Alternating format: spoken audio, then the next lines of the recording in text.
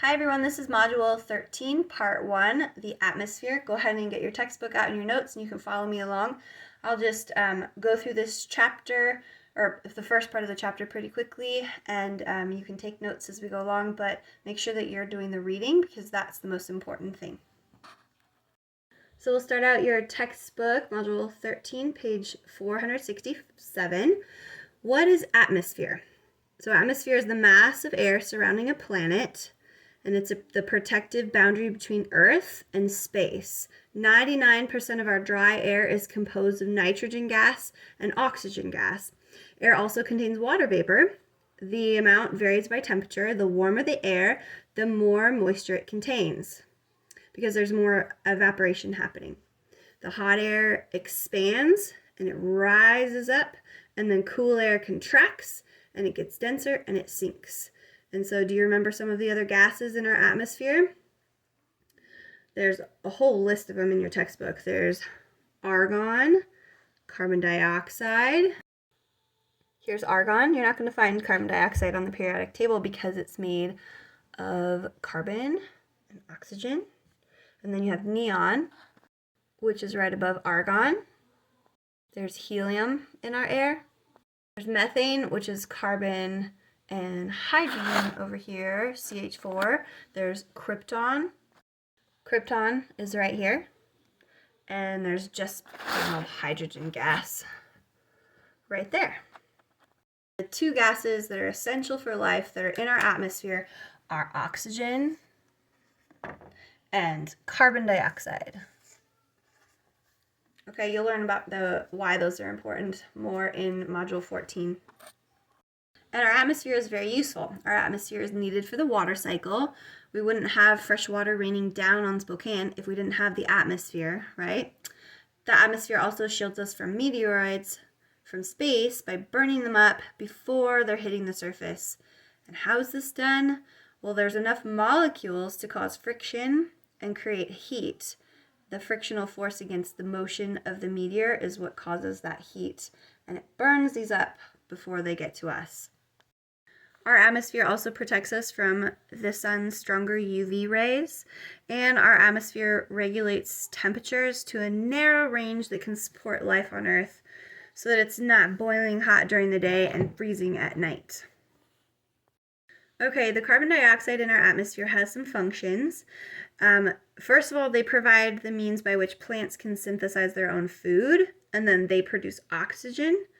But it also helps regulate the temperature of the Earth. And how does it do that? There's this picture here in your textbook. So the sun emits solar radiation that warms the surface of the Earth. Down here, okay? Then heat is emitted from the Earth in the form of infrared radiation. Remember, that's the electromagnetic wavelength that emits heat. Okay, so then the heat is emitted and it warms the gases in the atmosphere, the carbon dioxide, the other gases in the water in the atmosphere, and they absorb the infrared light. And that's what's regulating the Earth's temperature. This is called the greenhouse effect, and it's the process of gases trapping heat that radiate from the Earth's surface. Okay, so that heat is trapped here within the atmosphere, and you've already seen evidence of this, like how your car heats up inside on a sunny day, and it's warmer inside the car than it is outside the car. You get it and it's just so hot. That's the greenhouse effect. Or if you leave your sandwich in a plastic bag in the sun, it's going to heat up inside the baggie more than if you just left it out in the sun. Now, if the CO2 concentration in the atmosphere was lower, the Earth would be colder and plants wouldn't be able to perform enough photosynthesis to survive. If the CO2 was much greater, the Earth would be too warm, which is what global warming is. And here's a side note, there's currently no solid scientific evidence that humans are responsible for global warming, okay? And global warming is the gradual increase in the Earth's temperature caused by high levels of greenhouse gases in the atmosphere, such as CO2. But we're only observing the increase in greenhouse gases, CO2, and a general warming of the Earth and the cause has not yet been determined. So just keep that in mind. And the greenhouse effect is actually a good thing. It serves a purpose. It regulates the temperature on our Earth, right? But global warming is basically just too much of a good thing. Where does the CO2 in our atmosphere come from? CO2 is a byproduct of combustion. Remember combustion? And combustion occurs when we burn food, our food, for fuel, and then we breathe out CO2. So CO2 comes from us, but it also comes from fires, and it also comes from just normal life processes of living creatures on our Earth. Let's talk about atmospheric pressure. Pressure is just a force or a weight. Atmospheric pressure is the pressure exerted by the atmosphere on objects within the atmosphere. So air has mass, remember? Gravity exerts a force on air's mass, which means air is actually pushing down on you. It's pushing down on us. So why don't we feel it? So let's say we take a column and we weigh a column of air with an area of 1 inch by 1 inch from sea level all the way to the top of Earth's atmosphere. Well, we would find that it weighs 14.7 pounds per square inch. So this is going to be a PSI unit, pounds per square inch.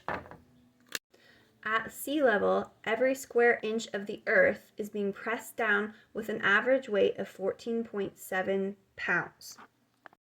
But we don't feel this weight because there's equal pressure pushing on us from all sides and even from within us. And so the two equal forces cancel out and we don't feel the pressure. Even though the pressure is there, there's pressure inside of us that's pushing back and equals out. Okay, just for fun, let's see how much of that atmospheric pressure is pushing down on one of your shoulders. Let's just pretend that your shoulder is 3 inches by 4 inches. 3 by 4 equals 12 inches squared. Okay, then we're going to take that 12 and we're going to multiply it by the 14.7 psi, the pounds per square inch pressure. And that's going to give us 176 pounds of pressure on each shoulder. So that's a lot of pressure, this atmospheric pressure, but we don't feel it because the pressures are all equaled out. Scientists measure air pressure with an instrument called a barometer, and you have a nice picture in your book. The barometric pressure is equal to the air pressure, and meteorologists use air pressure to predict weather. Let me just show you really quickly. So if you have more atmospheric pressure, the higher the atmospheric pressure, the more it pushes down on this liquid here, often mercury, okay, and then it's going to push the mercury up higher, and you're going to have a higher unit, millimeters of mercury. When the atmospheric pressure is higher, you're going to have a higher number of millimeters of mercury in your barometer, and that's how they measure that. Okay, let's talk about low pressure, high pressure. When we're talking about high pressure, it means that the atmospheric pressure is high for us here down on the Earth, lower part of the atmosphere. And so you're going to have, with a high pressure, you're going to have lots of air molecules down here and, you know, less up here. That's kind of how it naturally is. But with high pressure, you're going to have a lot of the air molecules down low. You're going to have more pressure down low, which also means the water molecules in the air, there's going to be more of those down low, okay? So that's going to be your sunny weather, because here's my sun. With the cloud formation, if there's that high pressure, they can't really rise up. So you're going to have it staying down low. Now, if you have low pressure, and we're talking about low pressure standing here down on Earth, we're going to have more rainy weather, because with the lower pressure, the molecules in the air, they're actually kind of like lifting the pressure off of us down here, and there's actually more up here, and more water in the atmosphere up higher is going to cause clouds and precipitation. Okay, so higher pressure is sunny weather, and lower pressure causes the rainy weather. Pressure is just a force. per unit area. Pressure, force per unit area. It can be measured in PSI, which is pounds per square inch. It can be measured in millimeters of mercury, which is that rising and falling inside the tube. As the air pressure increases, the column of mercury in the barometer rises by pushing on that pool of liquid at the base of the tube, forcing it up the tube. Mercury is more dense than water, so the barometer can be shorter than if water was used. That's why they use mercury. We also have Pascal is the SI unit of pressure, and also torr is another unit we can use for the atmospheric pressure. And if we're talking about the air pressure at sea level, we're talking about 14.7 psi, which is also equal to 760 millimeters of mercury, which is also equal to 29.9 inches of mercury, sometimes reported in inches, which is also equal to 1 atmosphere. The molecules in our atmosphere are dense near the Earth's surface, which you can see here, and they become less dense as the altitude increases. So air pressure decreases with higher altitude. The higher you go, the less air molecules above the atmosphere that are pushing down on you. So what happens to an empty bottle as you bring it down a mountain? So let's say you opened it at the top of the mountain and you drank all the water at the top of the mountain. And then as you and the bottle decrease in altitude down the mountain, the atmospheric pressure outside the bottle does what? Increases or decreases? As you go down the mountain, the atmospheric pressure outside the bottle is now increasing. See, there's more air molecules, greater PSI.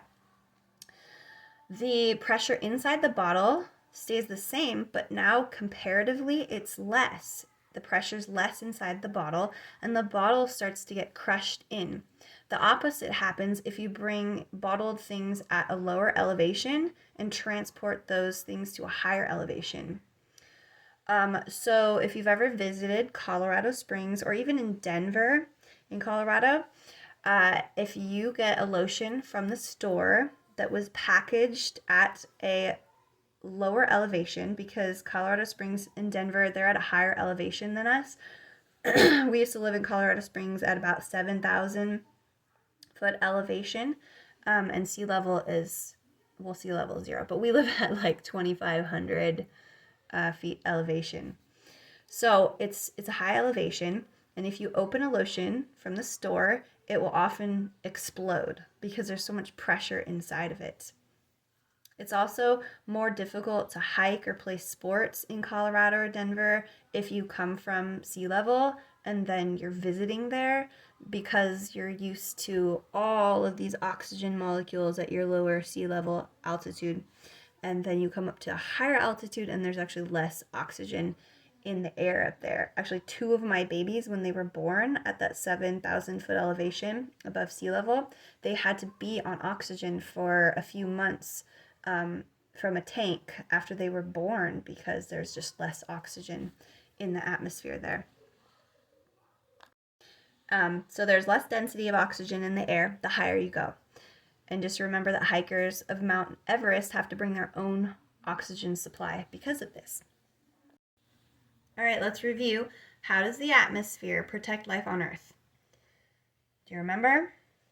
Protects us from the bombardment of meteors, and it also protects us from that high energy radiation that's coming from space. It filters out those UV rays. How does air pressure change with altitude? Do you remember that? Atmospheric pressure decreases as altitude increases. As you increase altitude, there's less air above you pushing down. And remember, gravity is what's pulling the atmosphere down. Okay, moving on to the next section. The transfer of heat energy within the atmosphere occurs due to 3 things: radiation, conduction, and convection. Radiation is the transfer of energy by waves through air or empty space. Do you remember what kind of waves those are? Electromagnetic waves. This is light energy, and it's a form of solar radiation. Heat energy is transferred by waves. The next one is conduction. Remember C for contact. With conduction, heat energy moves from one molecule to another as they touch. The warmer molecules bump into the cooler molecules and they transfer some of their energy. Like when heat is conducted through metals. Okay, so the heat moves through these guys as they touch each other and transfer their heat. Remember that it's heat being transferred, it's not the cold that's being transferred. So when your mom says, shut the door, you're letting the cold air in, you're not actually letting the cold in, you're letting the warm out. The warm is being transferred by conduction to the colder air molecules outside, and you're losing that hot air. It's the heat that's moving. Convection is another movement of energy. It's the transfer of heat energy by currents. This is only possible in liquids and gases that have the freedom to move.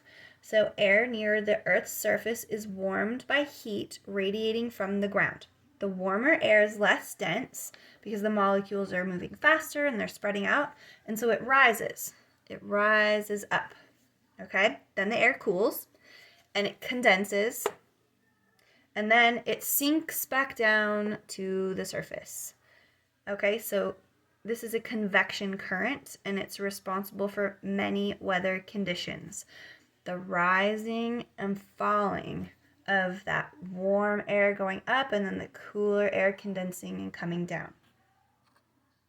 So what does temperature really measure? Does it measure the heat? Temperature is actually measuring the average speed at which the molecules of a substance are moving. Okay, temperature is a measurement of the average kinetic energy of a substance. So you have all these molecules in the air, and the hotter the air, the faster the air molecules move, and then they take up more space. The definition of heat is energy transferred due to temperature differences. So let's say the air is hot, and the molecules in the air they have heat to them, and they're moving fast, and they're going to transfer their energy to you, then making you hotter. If we have a cold bottle of water and we put it in a hot room, the energy from the hot room will transfer to the cold water in the bottle and the cold plastic bottle, and it will transfer that heat energy and warm up that cold bottle. When two objects have different temperatures, heat is transferred. Which way is it transferred?